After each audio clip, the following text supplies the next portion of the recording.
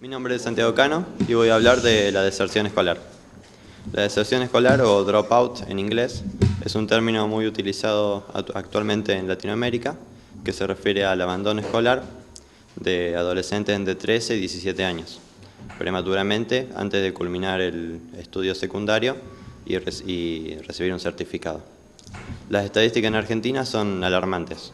De los 2.153 millones de alumnos, de los 2.253.000 alumnos que se reciben, que ingresan en el CBU, solo terminan un 10%.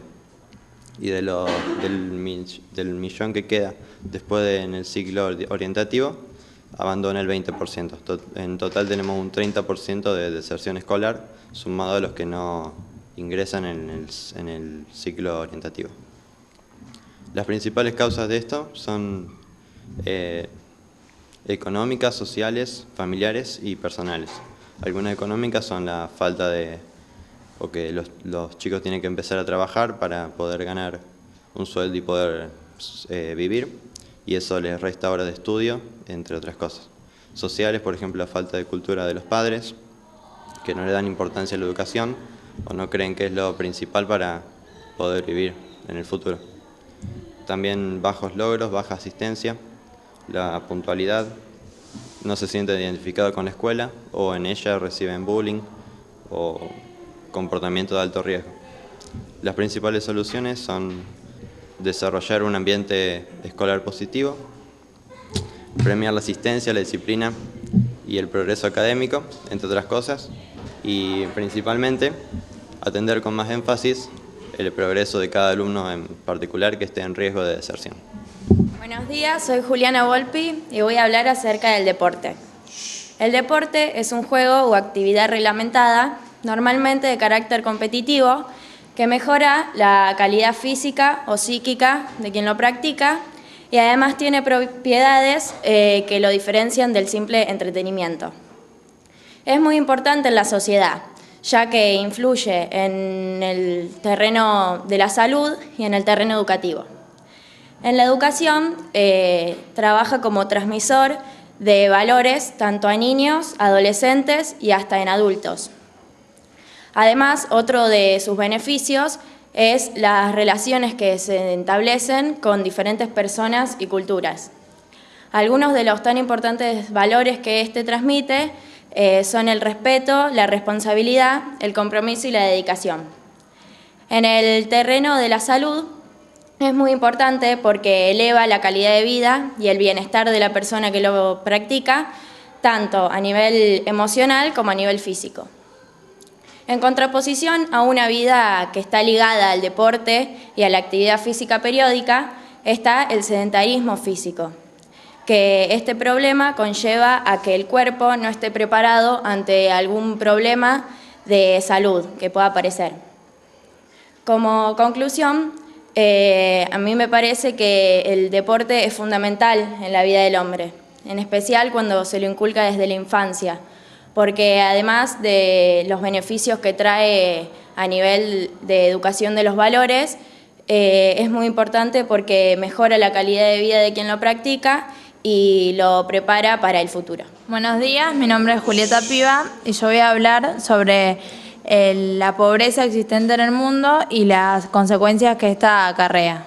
La pobreza es una forma de vida que surge como producto de la carencia de los recursos necesarios para satisfacer las necesidades psíquicas y físicas de la persona humana y que inciden en el desgaste del nivel y de la calidad de vida. Algunas de ellas son la alimentación, la vivienda, la educación, la asistencia sanitaria y el acceso al agua potable. Su causa fundamental es la baja productividad del trabajo en las sociedades preindustriales y la mala distribución de los recursos y los ingresos. La industrialización que experimentaron muchos países, generalmente a partir de la segunda posguerra, hicieron que estos dieran origen a asalariados de mejores ingresos y a una clase media. Pero también trajeron como consecuencia una población pobre que estaba marginada de los circuitos de educación y de consumo. Fuentes indican cifras como que 100.000 personas mueren por día de hambre, cada 5 segundos un niño menor de 10 años muere por falta de alimento, 1.000 millones de personas se encuentran en una pobreza extrema, la mayoría o un 70% de ellas son las mujeres, 1.800 millones de personas no tienen acceso al agua potable, 1.000 millones de personas no tienen una vivienda estimable, 840 millones de personas están malnutridas, 880 millones de personas no tienen acceso a servicios de salud y 2.000 millones de personas no tienen acceso a los medicamentos más esenciales.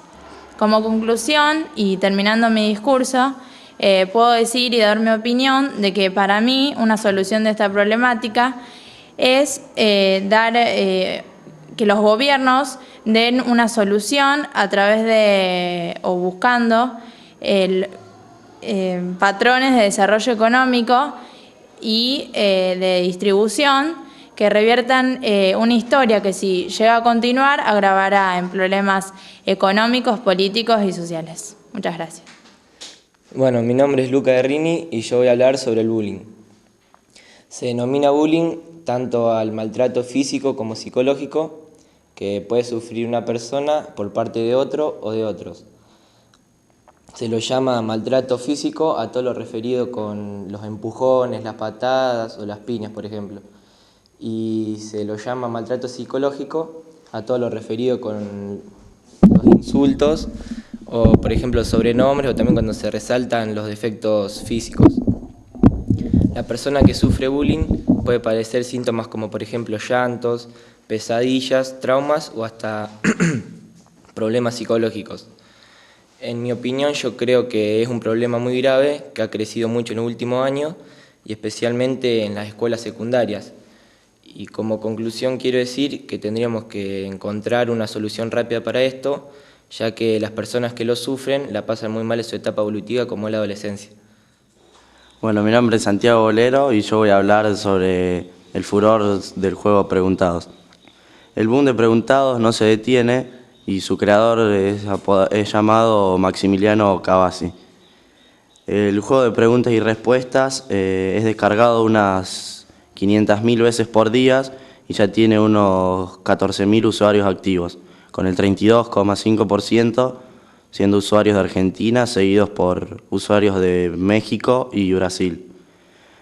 Por día son incorporadas unas 1.000 preguntas, entre 20.000 que son sugeridas por otros usuarios. El rango etario de este juego es entre 18 a 24 años y el juego consiste en que son 6 personajes de 6 categorías distintas y el objetivo del juego es conseguir la mayor cantidad de personajes posible durante 25 rondas. En mi opinión, el juego es muy divertido e interesante, ya que es fácil su acceso y su jugabilidad. Yo pienso que el juego de preguntas y respuestas pega mucho en la gente porque se puede jugar tanto en familia como con amigos, por ejemplo, y uno de los problemas que han tenido otros juegos de este tipo han sido su interfaz o su mecánica, que era bastante simple y aburrida, que no es el caso de Preguntados, que es totalmente distinto. Tiene un sistema ideado donde los usuarios pueden sugerir preguntas y esto permite que haya un flujo de preguntas y con mayor calidad. Como conclusión, es un orgullo que el creador del juego sea argentino y que el juego se ubique en el 14º lugar del juego más jugado del mundo. Bueno, yo soy Carolina de Freites y yo voy a hablar de las impresoras en 3D.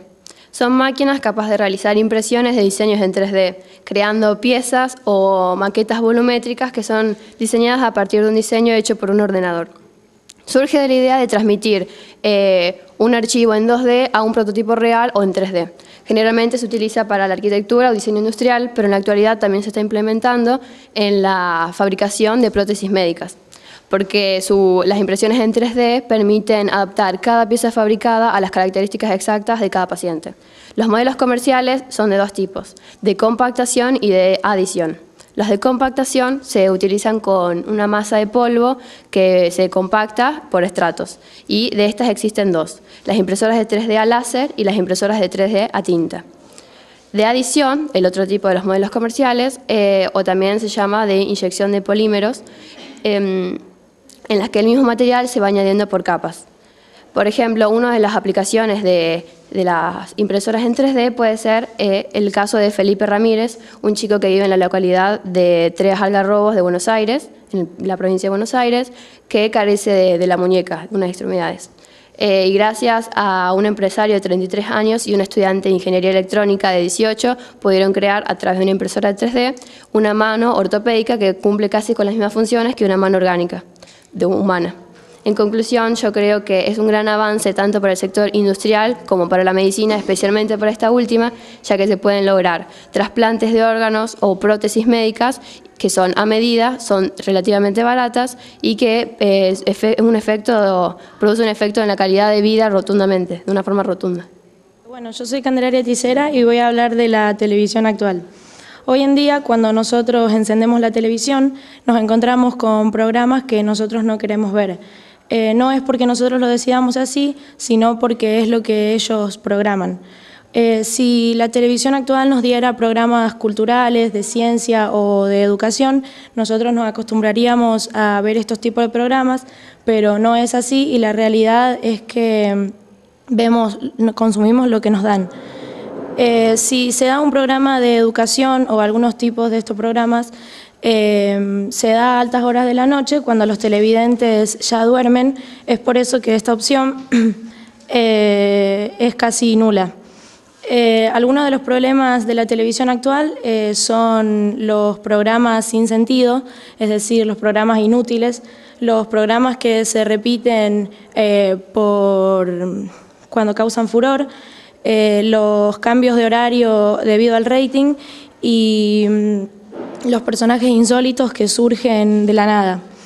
La publicidad como arte ve en el televisor la mejor forma de expresar sus ideas y creatividad. La tecnología de hoy avanza cada vez más, es por eso que el televisor hoy en día ocupa un lugar privilegiado en nuestro hogar. Además, no hay otra cosa que haya creado el hombre que pueda reemplazar a la televisión, ni siquiera a la computadora, y es por eso que nosotros no nos acostumbraríamos a estar sin él. Mi nombre es Karina Romagnoli y yo voy a hablar de por qué es fundamental realizar actividad física. Hacer actividad física es una de las formas más eficaz de mejorar nuestra salud o si bien nuestro estado físico, ya que esta actividad requiere de beneficios importantes para nuestra persona, como por ejemplo prevenir la enfermedad coronaria, que es la principal causa de muerte, prevenir la diabetes, la obesidad en niños y adultos, combatir contra la obesidad, como también la depresión y la ansiedad, disminuir los incipientes tipos de cáncer, mejorar el descanso nocturno y los sueños y controlar la osteoporosis. Como bien dije antes, realizar la persona tiene que estar en continuo movimiento y realizar actividades porque ya que en esta sociedad se van creando cosas nuevas para que el hombre deje la caminata atrás y nos volvamos personas sedentarias, es decir, el conjunto de enfermedades crónicas programado por un deterioro de diversos organismos de nuestro cuerpo por no realizar actividades.